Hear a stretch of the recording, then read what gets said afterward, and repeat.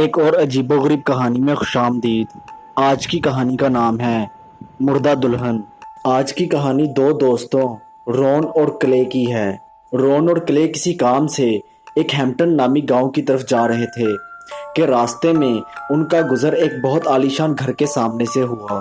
Ron और clay ने फैसला किया कि वो रुक कर घर के मालिक से हैम्पटन गांव का पता पूछ लेते हैं। खिड़की से घर के अंदर झांकने पर रॉन और क्ले ने देखा कि पूरा घर सजा हुआ है।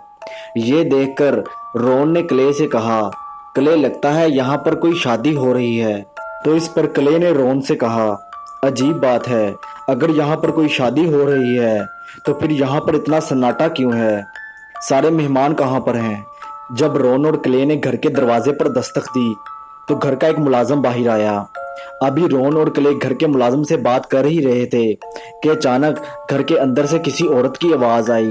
आवाज ने मुलाजिम को रॉन और क्ले को घर के अंदर बुलाने को कहा। घर के अंदर पहुंचने पर रॉन और क्ले की मुलाकात घर की मालकिन शरोन से हुई। रॉन को देखते ही मिस शरोन ने रॉन से कहा, मुझे लगता है कि मैंने आपको पहले कहीं देखा हुआ है।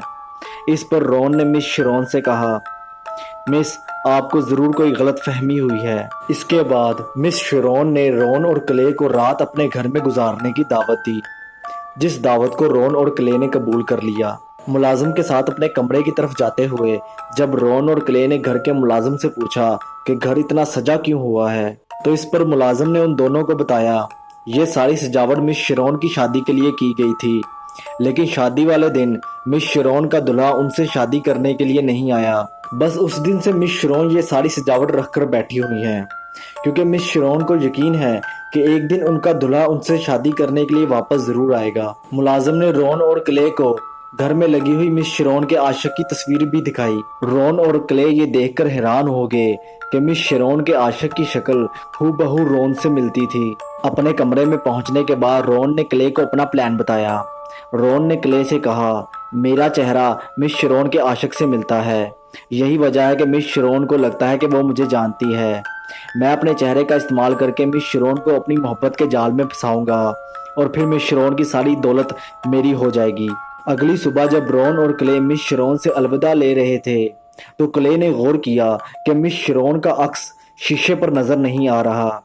जब क्ले ने यह बात रॉन को बताई तो रॉन ने क्ले की यह बात हंस के टाल दी।